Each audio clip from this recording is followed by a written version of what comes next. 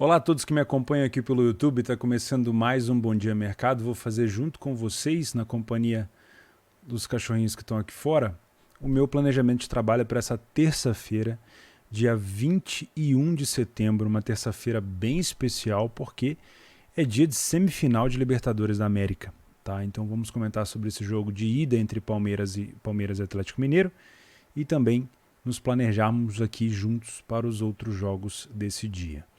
Antes disso, eu estou gravando esse vídeo na segunda-feira, tem vários jogos rolando agora. Por aqui, deixa eu dar uma olhada.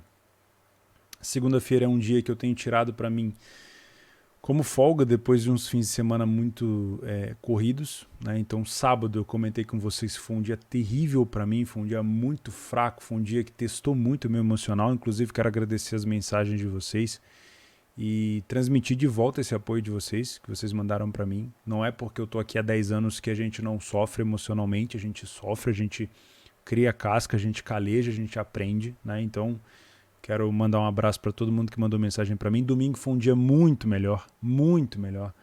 As entradas que eu fiz, os jogos que eu trabalhei foram muito mais tranquilos, né? Tive várias oportunidades, nada como um dia após o outro.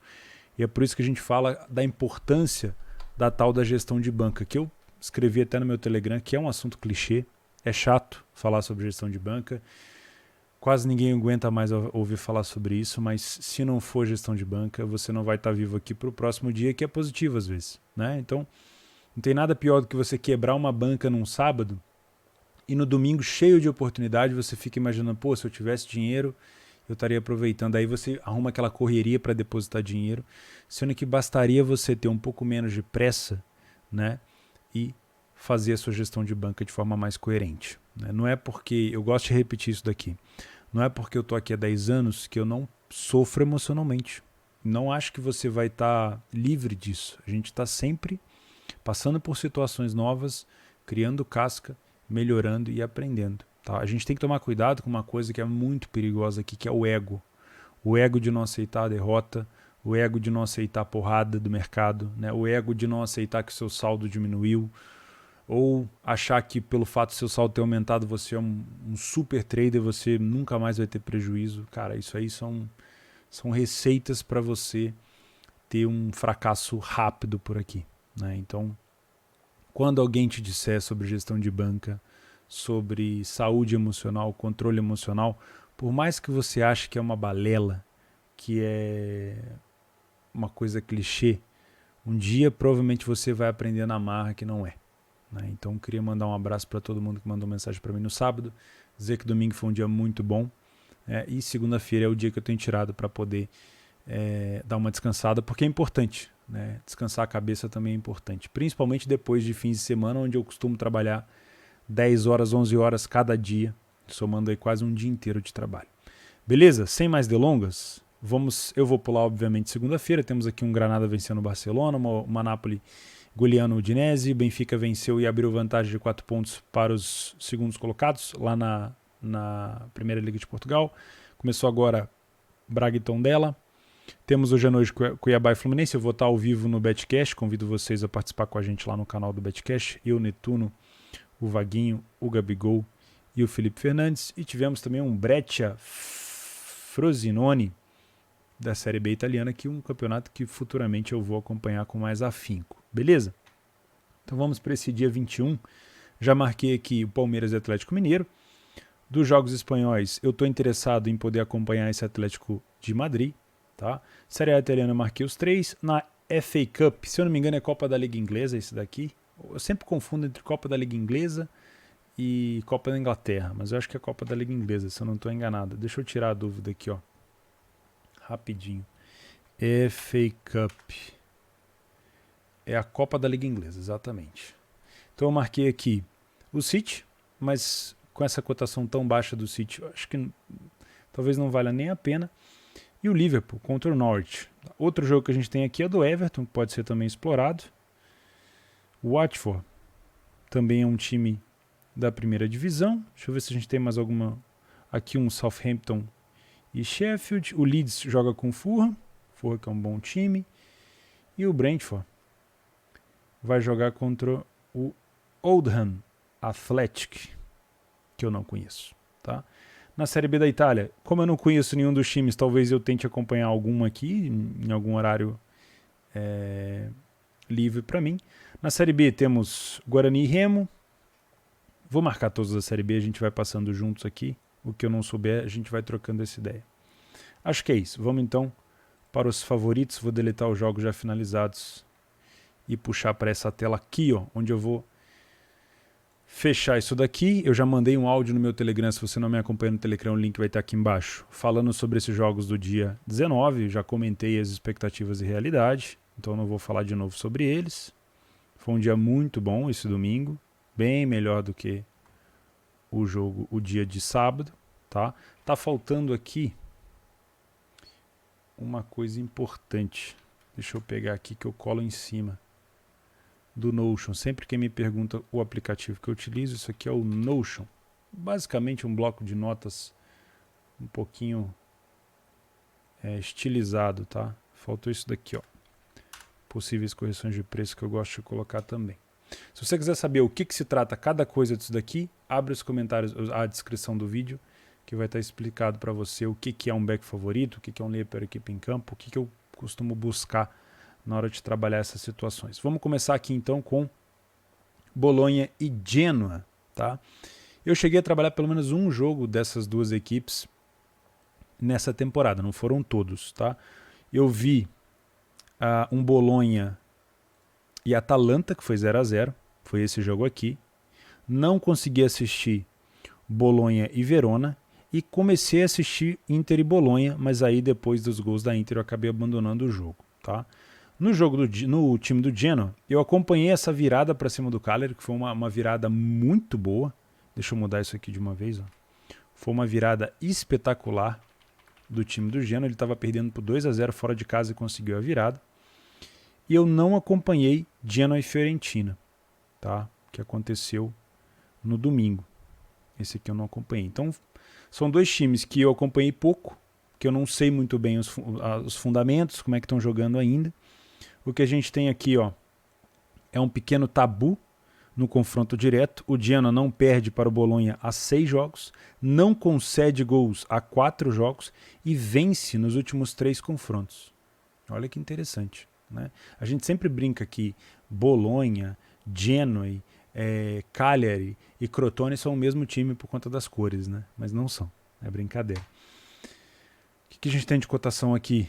Um jogo quase que parelho, com favoritismo para o Bolonha. Eu vou trazer esse jogo para um layer per equipe em campo. Bolonha e Genoa.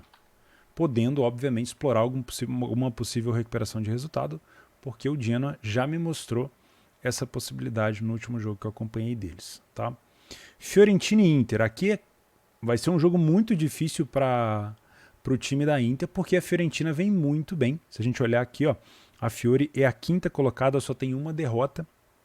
A Fiore, que é daquele jogador que eu sempre elogio para vocês, o Dusan Vlahovic, e trouxe também o Nicolas Gonzalez, lá do Stuttgart, que foi vice-campeão da Bundesliga 2 na temporada 2019-2020, ou 2018-2019. Ele subiu com o Stuttgart e depois trouxeram ele para cá, para a Fiorentina. Ele também é da seleção argentina, que foi campeã da Copa América em cima do Brasil. E temos também o Callejon, que foi jogador do Real Madrid, que se eu não me engano também jogou pelo Napoli, que é um bom jogador. Ou seja, a frente da Fiorentina é muito veloz, é muito ágil, né? O Nicolas Gonzalez, eu lembro que era muito veloz no time do Stuttgart. E o Vlahovic, cara, é uma promessa. Uma promessa não, já é uma realidade, né? Ele marcou 2 gols contra a Atalanta, já fez um gol aqui. Não estou conseguindo ver mais jogos aqui, mas teve mais gols que ele fez nesse campeonato. Eu não vou abrir, senão vai cagar a tela. O que a gente tem de interessante do Vlahovic? Ele é novinho ainda, cara. Se eu não me engano, ele tem 22 anos. Vou até abrir aqui para dar uma olhada. 21 anos. Vlahovic é sérvio. 21 anos. 3 gols marcados nos últimos 4 jogos. Os 4 jogos da Fiorentina na Série A. Tá? Um jogador muito bom que deve ficar de olho, obviamente. A Inter, houve uma mudança quase que 90 graus na Inter do Antônio Conte para a Inter do Inzaghi, que veio da Lazio. Por quê? A Inter do Conte jogava de uma maneira parecida com o Chelsea, um pouco mais reativa, né? Jogava no erro do adversário, jogava de forma veloz, com pivô, o Lukaku principalmente, que tinha parceria ainda do Lautaro Martinez. Mas a Inter, com o Inzaghi, é uma Inter que propõe o jogo. Eu não vi padrão de back na Inter contra o Bolonha. Tanto é que eu falei que eu abandonei o jogo depois daqueles gols. Porque ela recebia um pouco de ataque do Bolonha, então eu não vi padrão.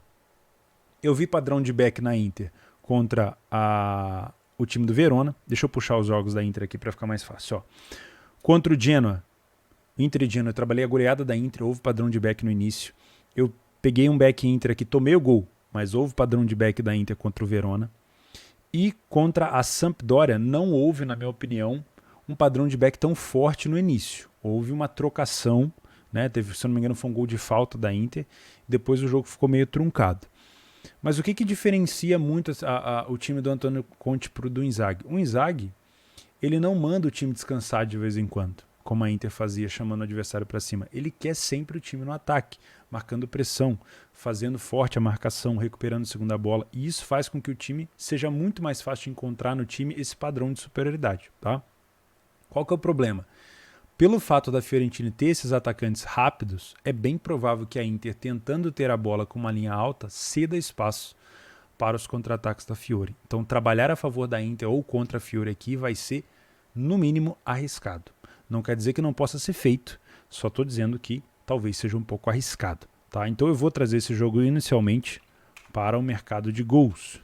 Fiorentina e Inter. Afinal de contas, nós temos a Inter com 15 gols marcados e 4 sofridos, e a Fiore com 7. O número de gols marcados pela Fiore é baixo. Sim, mas da Inter compensa e, obviamente, a Fiorentina tem jogadores muito velozes que podem punir a Inter no contra-ataque. Tá? Então, um pouco de cuidado. Não estou dizendo que a saúde da Inter está baixa, pelo contrário, né? É um time muito bom. Perdeu a liderança agora por conta da vitória momentânea do Napoli. Na verdade, o Napoli provavelmente já deve ter vencido o time da Udinese, mas é bom ficar de olho aqui nessa questão defensiva da Inter. Não toma muitos gols, mas deve sofrer um pouco com esse ataque veloz do time da Fiore. Lembrando que a Inter defensivamente com o Skriniar, que é um puta zagueiro na minha opinião, provavelmente vai conseguir não tomar tantos gols assim, mas eu vou ficar de olho no mercado de gols aqui. Atalanta e Sassuolo. Vamos analisar esse jogo com calma. Antigamente, temporada 2018, 2019, 2021, eu estaria aqui falando, olha, os jogos dos meus filhos, carinhosamente eu chamo de filhos, porque a Atalanta já cansou de me dar dinheiro, o Sassuolo cansou de me dar dinheiro em recuperação de resultado, virada de jogo, 3-3, 4-3. Só que, aparentemente, nesse campeonato 2021-2022, a gente vai ter um pouco de decepção. Né? A Atalanta, ela vem de vitória contra a Salernitana, que a gente sabe muito bem que é um time que praticamente todo mundo vai fazer os 3 pontos, é um time de checkpoint, entre aspas. Não jogou bem, venceu, mas não jogou bem. Tanto é que a cotação da Atalanta, que começou a 1,30, foi parar quase a 2. Teve uma correção absurda. Né? Então a Atalanta não vem bem. Jogou mal contra o Torino, venceu. Jogou mal contra o Bolonha, empatou. Jogou mal contra a Fiorentina, perdeu. E jogou mal contra a Salernitana, mas venceu. Tá? É importante essa vitória para a Atalanta, obviamente, porque deixa o time respirar um pouco mais. Eu imaginei que a Atalanta ia estar muito mais forte nesse início, muito mais forte. Pelo menos uma vitória contra o Bolonha para colocar aí 3 vitórias já. Contra a Fiore eu esperava até um empate. E o Sassuolo, depois daquele jogo antes do jogo contra a Roma, eu critiquei o Sassuolo. Achei que o Sassuolo começou muito abaixo. Com aquele jogo da Roma, mesmo ele tendo perdido, eu elevei os elogios ao Sassuolo. Falei, cara, na verdade, acho que eu tenho que rever meus conceitos, Sassuolo isso, Sassuolo aquilo. Porém, na partida contra o Torino que vem em dificuldade ainda, que vem numa transformação, trouxe o treinador do Verona da temporada passada, né, para poder reestruturar, mudar um pouco a defesa. A temporada passada o Verona foi um time um pouco mais coerente na defesa. Eles perderam para o Torino, e não só perderam para o Torino, mas eles deram muita chance de perigo para o Torino. Isso não é comum. O Torino sem o Zaza, sem o Belotti. Então, isso me causou uma sensação de que talvez eu tenha me enganado com o Sassuolo e que eu não posso fazer pré-julgamentos ainda. Talvez eu deva esperar um pouco mais para saber, não só o Sassuolo, não só o Torino, mas também a Atalanta. Saber assentar o meu pensamento e a minha análise de o que eu posso esperar dessas equipes esse ano, tá? Eu olho para essa cotação da Atalanta de 1,60, eu não consigo dizer para vocês se é uma cotação justa ou não.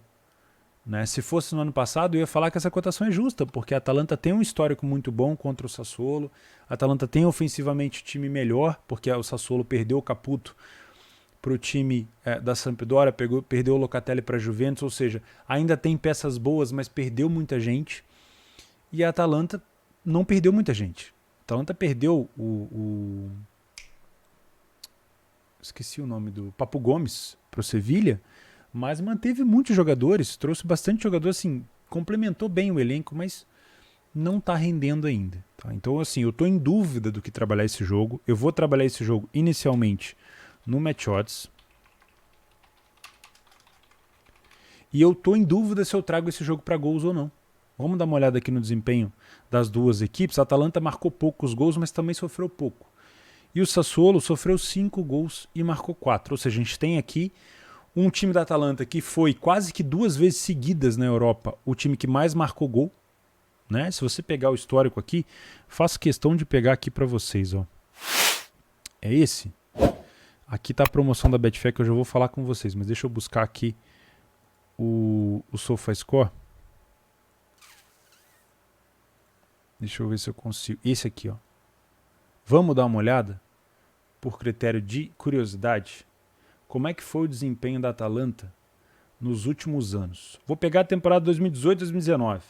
A Atalanta teve um ataque de 77 gols. Vou pegar a temporada 2019-2020. A Atalanta teve um ataque de 98 gols. E agora eu vou pegar a temporada 2020-2021. A Atalanta teve um ataque de 90 gols. Então, estar criticando a Atalanta não é uma coisa à toa. Realmente tem um pouco de fundamento. O ataque da Atalanta está muito abaixo. Tá bom? Então, fica aqui a minha análise para esse jogo. Eu estou, obviamente, tomando um pouco de cuidado, porque eu não sei o que esperar da Atalanta nesse jogo. Tá? Em relação à estatística, o que nós temos? Nos confrontos diretos, a Atalanta não perde para o Sassuolo há 15 jogos. Temos um baita de um tabu aqui. Vou até escrever aqui, ó. Vou escrever tabu. É assim que se escreve tabu? É, né? Acho que é assim. Um tabuzinho da Atalanta contra o Sassuolo. A Atalanta costuma marcar primeiro nos últimos 7 dos 8 jogos. Costuma ganhar o primeiro tempo nos últimos 7 dos 8 jogos. A Atalanta já marca contra o Sassuolo. Nos últimos 14 jogos, a Atalanta marcou contra o Sassuolo. Ambas marcam nos últimos 6 dos 6, 100% dos últimos 6 jogos. E mais de 2,5 gols nos últimos 8 dos 9. Isso me induz também a trabalhar gols aqui, tá? Atalanta e Sassuolo. Mas é o que eu falei. Nossa, Sassuolo lá. Mas é o que eu comentei com vocês. Eu tô muito pé atrás. Então eu vou separar para o mercado de gols, mas isso não quer dizer que eu vou trabalhar. Então, tomaria muito cuidado com esse jogo aqui. Se bobear, a gente faz tanto salseiro, fica 0-0. Né? Getafe e Atlético de Madrid. Atlético de Madrid, 5 jogos, 3 vitórias, 2 empates, nenhuma derrota. Aquele estilo que a gente já conhece do Atlético de Madrid, que deve brigar de novo pelo bicampeonato. O Getafe não venceu nenhuma na competição, são 5 jogos, 5 derrotas, apenas 1 gol marcado, 8 gols sofridos. Cara, eu ficaria de olho num possível back Atlético de Madrid aqui. Não é normal o Atlético de Madrid dar padrão de back pra gente, não é normal mesmo, mas o Getafe tá num desempenho horroroso. Então, pelo desempenho do Getafe, eu ficaria de olho no possível back Atlético de Madrid. Obviamente, é como eu falei, não é comum que o Atlético de Madrid dê um padrão de back tranquilo. Então, para isso, a gente tem que tomar cuidado. Tá bom? Se não der padrão de back, eu não vou entrar simplesmente assim. Fulham e Leeds. O Leeds é um bom time na Premier League. O Fulham não é um time ruim também. Se eu não me engano, ele está na Championship. Deixa eu dar uma confirmada aqui. Exatamente, o Fulham está na segunda colocação da Championship. É bom ficar de olho. Teve a estreia do Rodrigo Muniz, que veio do Flamengo para o Fulham. Tá? Acho que essa cotação aqui é justa. O Leeds não pode ser tão favorito assim, porque o Fulham é um bom time. O Everton fora de casa a 1,85 contra o Queen's Park Rangers. Não conheço muito sobre o time. Não estou tão acostumado a trabalhar jogos do Everton. O Watford recebe o Stoke City. Acho que o Stoke City também está na Championship, por isso que essas cotações estão bem parelhas. Temos o Sheffield, que agora... O Sheffield não sei se permanece na Premier League ou se está na Championship. O Sheffield está na Championship. Qual é a posição do Sheffield? Está em 15º. Não vem bem o Sheffield. Contra o Southampton, que está na Premier League. O City vai receber o Wycombe Wanderers. Não sei se fala assim, a 1,07 eu prefiro ficar de fora. E esse jogo é o único jogo que eu estou interessado do Norwich com o Liverpool. Só que qual é o problema? São dois times de Premier League. O Liverpool é muito mais time que o Norwich. Qual que é o problema? Nessa fase da competição, eu não sei se o Liverpool vai levar o time titular ou não. Eu não sei qual o time do Liverpool que vai entrar em ação, até porque o Liverpool está disputando a Premier League. Né? Esse ano vai ter um páreo duro com o Chelsea, que se reforçou muito, é o atual campeão da Champions, da Supercopa, com o United, que trouxe o Cristiano Ronaldo, que também se reforçou muito, com o City. Né? Então, eu acho que talvez o foco do Liverpool não seja tanto a Copa da Liga Inglesa. Por isso que eu tenho dúvidas em relação ao elenco. Independente do elenco, eu acho que o elenco do Liverpool, mesmo que rode alguns jogadores, é superior ao Norte. Mas isso vai fazer com que eu fique de fora. Tá? Provavelmente, se eu ver na notícia que o Liverpool não vai jogar com o time titular, no Twitter ou em algum site de escalação, eu fico de fora. Se eu vejo que vai jogar com o time titular, eu venho pro live, confiro se o Liverpool está jogando bem, e aí sim posso trabalhar a favor dele. Tá? Na Série B, tá aqui mais uma competição que eu não tenho tanta informação, por isso que eu gosto de contar com a ajuda de vocês nos comentários. Temos um Guarani na 5ª colocação contra o Remo. O Guarani dentro de casa é mediano para cima e o Remo fora de casa é só mediano. Tá? 34 gols marcados pelo Guarani e 27 sofridos. É um time bem over o Guarani, né? Caramba. Não perde há 4 jogos o Guarani. Nos últimos 5 dos 6 jogos tem sido menos de 2,5. Olha o contraste. Né? É uma sequência nos últimos jogos.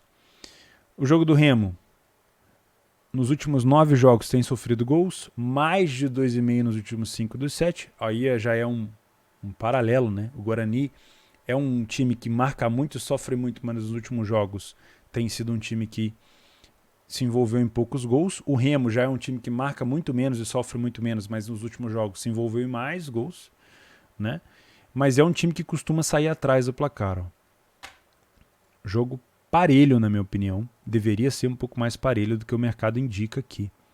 Tá? Deveria ser. Avaí e Goiás. O Avaí vinha numa fase muito boa. Como é que tá o Avaí? E deu uma caída, né? Nos últimos 1, 2, 3, 4, 5 jogos foram só uma vitória para o Vasco.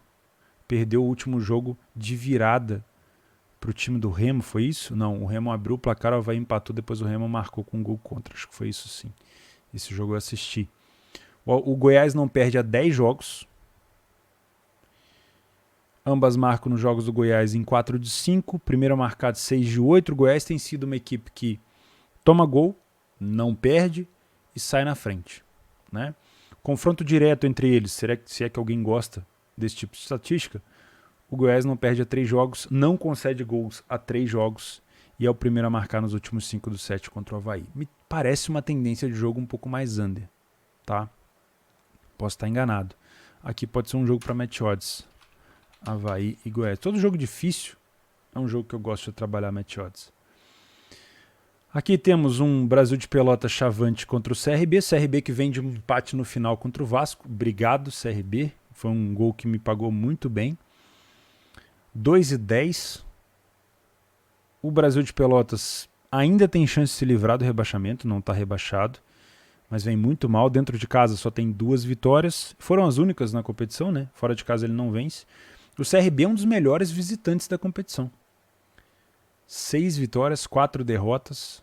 É o segundo melhor visitante da competição. Justifica, né, essa cotação. Aqui também pode ser um jogo Brasil de Pelotas contra CRB pode ser um jogo interessante para trabalhar um possível lei ao Chavante, se eles começarem mal. Lembrando que as vitórias que eles tiveram foram dentro de casa. Sampaio Corrêa e Brusque. Que horário que é esse jogo? Às 19 horas também dá para acompanhar esse jogo aqui. Sampaio Corrêa e Brusque. O Sampaio em casa, mediano. O Brusque fora de casa, mediano para baixo. Jogo difícil é para mim. Dá para mim que eu gosto. Sampaio contra Brusque. Eu costumo trabalhar o lei para a equipe em campo. Identifico. O mercado vem com uma expectativa de jogo parelho. Eu identifico para ver se eu tenho uma demonstração em live de um time superior ao outro, diferente do que o mercado esperava, e trabalho lei para a equipe em campo. Tá? Eu comento muito isso no método que eu deixo aqui em cima ou sempre no final do vídeo. Tá bom? E aí, às 21h30, eu vou pular esses jogos aqui, porque aí tem jogo da Libertadores. Tá? Jogo do Náutico com o Londrina. O Náutico acabou de perder para o Botafogo de virada, uma goleada até para o Botafogo. E o Londrina também vem de derrota para o Confiança, se eu não estou enganado. Exatamente. Aliás, o Londrina vem de 3 derrotas seguidas, não vence há 5 jogos. Não vence há 5 jogos. E o Náutico não vence há 4. É um confronto bem interessante, mas que eu vou pular, porque eu vou estar fazendo o jogo da Libertadores. E tem mais um aqui, ó.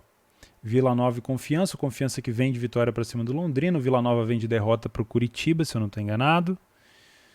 Vila Nova a 2 pontos da zona de rebaixamento. Dentro de casa é fraco. Fora de casa, o Confiança é mais fraco ainda. Então, vou pular esse jogo. E aí eu venho para cá.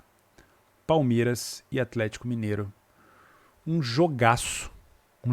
Eu não consegui entender ainda por que no jogo do Palmeiras de ida não vai ter público e por que no jogo da volta em Belo Horizonte vai ter.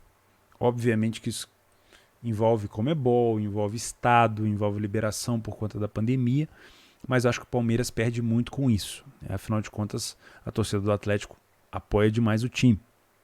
E o Palmeiras também deveria ter esse direito, né? Jogo completamente parelho, o mercado não sabe o que fazer. Né? É muito difícil a gente saber o que fazer também, né? Porque o último confronto, por exemplo, do Palmeiras com o Atlético, que foi em Belo Horizonte, houve uma expulsão, se eu não me engano foi do Patrick de Paula, que foi cedo demais e aí desencadeou numa vitória do Galo, e eu não sei se eu conseguiria usar esse jogo como parâmetro, porque foi um jogo fora da curva, uma expulsão cedo, até então um jogo parelho, um jogo truncado. E aí você tem uma expulsão do jogador do Palmeiras e aí o Atlético Mineiro acabou ganhando, se não me engano foi 3-0 o jogo, alguma coisa assim. Deixa eu até conferir aqui para não falar besteira. Foi 2-0? Foi 2-0. Não foi 3-0, não, foi 2-0. Aliás, os últimos 2 jogos das equipes, em fevereiro de 2021 e em agosto de 2021, foi 2-0 para o Atlético Mineiro fora de casa. Né? Na casa do Galo, desculpa. O Palmeiras eliminou o São Paulo para estar aqui nessa semifinal e o Atlético Mineiro eliminou o River Plate. Aliás, o Atlético Mineiro eliminou o River Plate e o Boca. Então o caminho, talvez um dos caminhos mais difíceis nessa Libertadores tenha sido do Galo.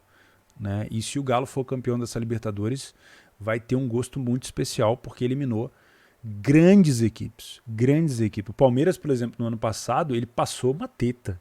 O Palmeiras no ano passado enfrentou adversários muito mais fracos do que comparado com esse campeonato. Deixa eu ver se eu posso pegar aqui, mas não lembro. Vou pegar um Libertad da vida. Eu lembro que ele pegou um time que tem uma bandeira de golfinho.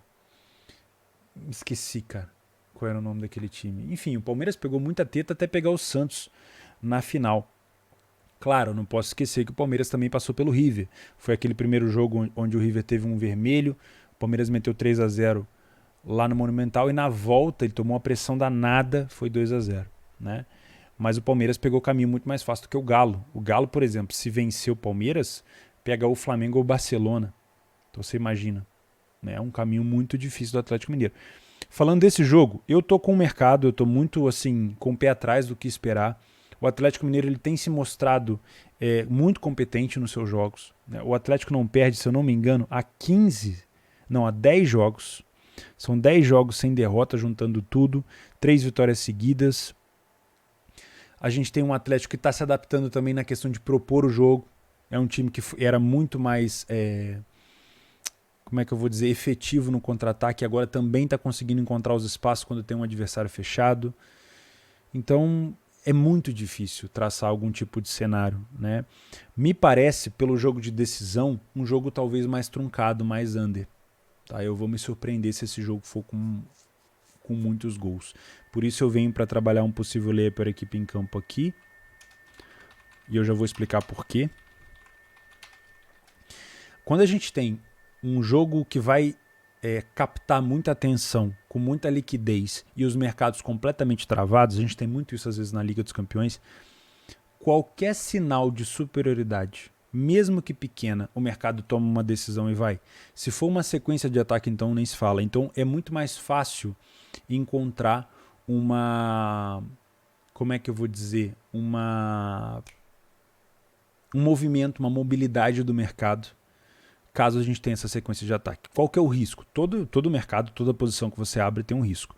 O grande risco aqui está envolvendo o estilo de cada equipe. O Palmeiras e o Atlético Mineiro jogam muito bem de forma reativa. Mas o Palmeiras e o Atlético Mineiro têm dificuldades em propor o jogo. Percebe? Então, se eu tenho um Palmeiras propondo o jogo, é bem provável que eu não possa olhar para o Galo e falar que o Galo está mal. Porque eu tenho certeza que o Galo está se preparando para contra-atacar e vice-versa. Então me parece que tem chance desse jogo ser um pouco mais de trocação. Mas caso eu tenha um time tomando a iniciativa de propor, cuidado na hora de se expor no mercado, caso o outro time esteja se preparando para o contra-ataque. Dá para ver isso no posicionamento e geralmente o time avisa. Não é um contra-ataque e toma gol. Geralmente o time avisa, tá? Então eu vou ficar de olho no match odds aqui. Beleza? Não encontrei nenhum time aqui hoje que poderia se complicar pelas cotações. Talvez a Atalanta, mas aquela cotação é justa pelo histórico, né? Questão de preço também não. E eu vou falar com vocês sobre a promoção que a Betfair acabou de me mandar e pediu para eu avisar vocês que do dia 21 até o dia 30, ou seja, dessa terça-feira até o dia 30, teremos aposta grátis de R$5, envolvendo jogos da Liga dos Campeões, da Libertadores e tudo mais. Então, mesmo que você não tenha conta na Betfair, você também está apto a receber esses R$5, tá? A maioria das pessoas estão aptas. Algumas pessoas que não têm ainda a identidade verificada na Betfair não recebem o bônus, mas a maioria das pessoas estão aptas. Tá? Então, se você é usuário da Betfair, antigo ou novo, você vai receber um bônus de R$5 por dia, que não é acumulativo. Então, você precisa usar no dia, faça uma múltipla, faça alguma coisa que você quiser utilizar. Tá? Se você não tem conta na Betfair, eu vou deixar o link aqui embaixo. E também temos para esse jogo entre Palmeiras e Atlético Mineiro uma cotação de 25 para o ambas marcam entre o Palmeiras, o Porco e o Galo. Apesar de eu achar que é um jogo truncado, uma cotação de 25 para ambas é uma cotação muito boa. Se você está querendo abrir sua conta na Betfair, cogite utilizar esse link aqui embaixo. Beleza? Desejo a você um excelente jogo de Libertadores. Se você é palmeirense e atleticano, que vença o melhor, obviamente. E se você vai trabalhar os jogos, muita foco, deixa o seu clubismo de lado e tente aproveitar as oportunidades. Conselho meu, tá? Se o seu time chegou na semifinal e vai ter um jogo do seu time às 21h30, cara, faça o seu trade até às 20, 21h30.